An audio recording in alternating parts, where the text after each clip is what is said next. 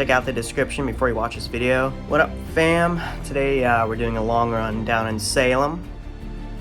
So this is a inspiratory muscle trainer. It's supposed to train your diaphragm. It does make it feel easier, breathing in easier. 2 times a day for about 30 reps. Ironman official. There's a little resistance thing down the bottom, turns up all the way to level 10. I've gotten to level 8 back in the day.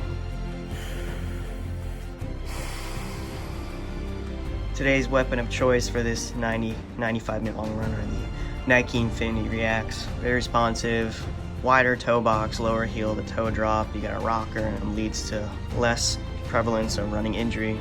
Full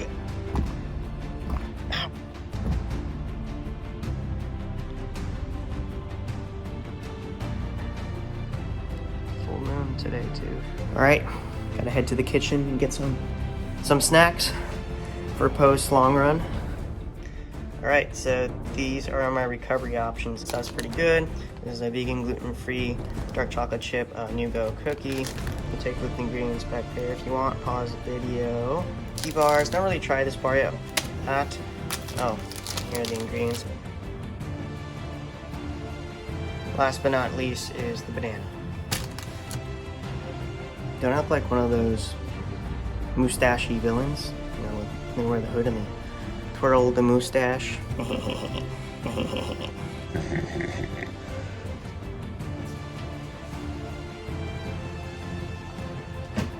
All right, we here, fam. I'll show you guys around. It'll be pretty scenic.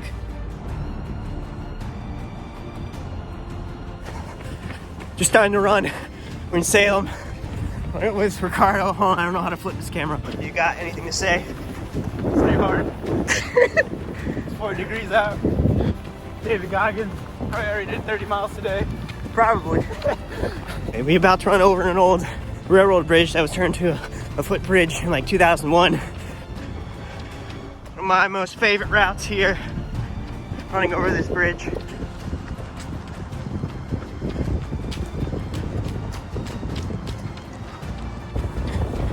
About to make it over the bridge. We're gonna finish this run and I'll catch you guys after the run. This is what you gotta deal with in Salem, the train.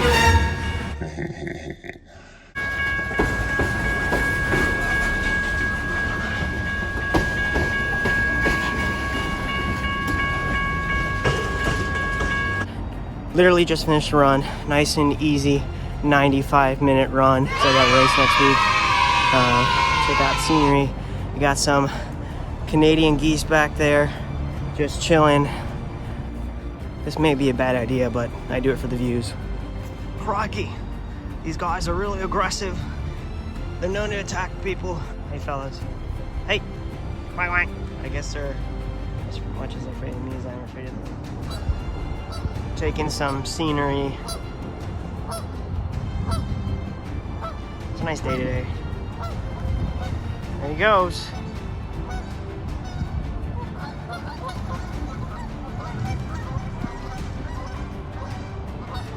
All right, back in El Carro, we're finally gonna talk about the title of this video.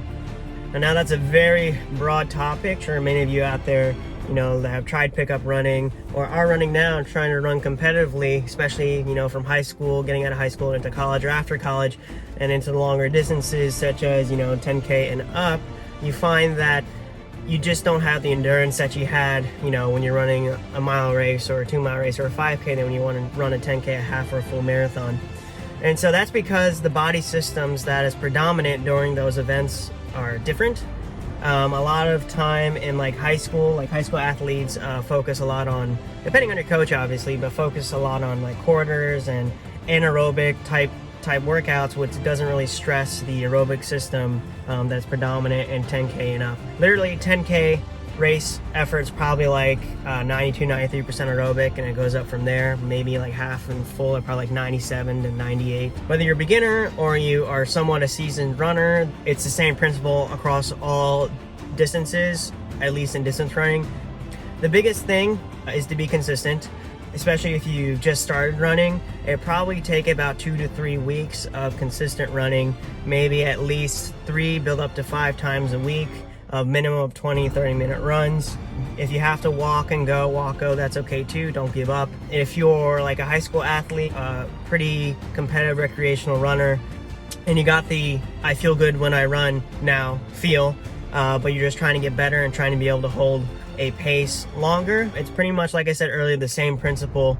The long run, I would say, is probably the biggest benefit, bang for your buck, that you will get when it comes to training for distance running. So long run would be probably about once a week, build up to about 25% of your total weekly mileage, and you would probably increase that about 10% total weekly mileage, 10% about every 3 weeks to be safe. But the purpose of the long run is to run long enough that you train, and easy enough that you're training your body to become more efficient at burning fat as fuel. You're making more mitochondria, the powerhouse of the cell. Your muscles, tendons, and ligaments are becoming stronger at a sub threshold type pace, so you're not, hurting yourself, and your body just adapts. You're able to hold more glycogen, so you're able to last longer. Fun fact, the average person probably has around 300 grams of carbohydrates stored in muscle glycogen, and everyone has about 80 stored in the liver. But if you're trained effectively and smart, you can actually almost double that amount of muscle glycogen stored. Definitely needed in probably half and full marathon distance. So the long run is the biggest thing. When it comes to races, I would definitely say lactic threshold, depending on what you read, could be interchangeable with tempo runs, threshold runs. Teach your body to run at a pace that is right at the threshold that your body starts making lactic acid, that burning feeling in your muscles, to as how fast it can clear. So you're right at that point. It's a comfortably hard pace. You should be able to talk in short sentences, and it should be a pace that you feel like you can maintain for an hour. And variability, depending on how you feel for that day, depends. So you should always run by feel with those efforts, because one day you may be 20 seconds faster, and another day could be 20 seconds slow. You're not fully recovered, so don't get discouraged if you look at your watch and the paces are off. Number one thing I say is don't become a slave to the watch. Technology is there to help you, not to hinder you, right?